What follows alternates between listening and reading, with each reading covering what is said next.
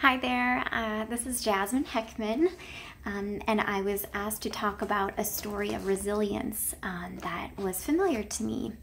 So in thinking about this, I thought about my Grandpa High.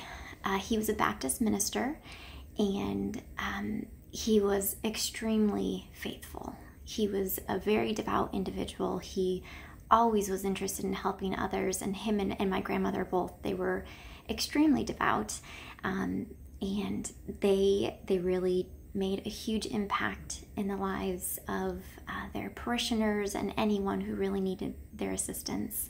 My Grandpa High was a wonderful preacher, but in addition to that, he had a brilliant mind. He was a machinist. He could create machines.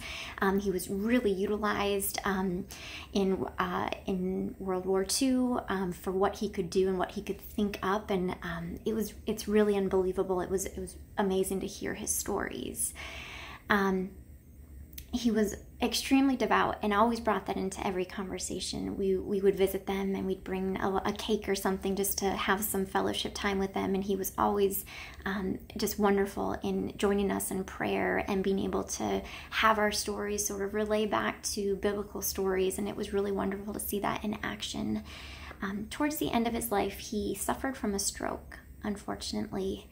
And it was very difficult for me because he could not speak and he could not share that guidance and the wisdom that I had known to come from him for so many years. And that was really difficult. And you could see the frustration in him at times.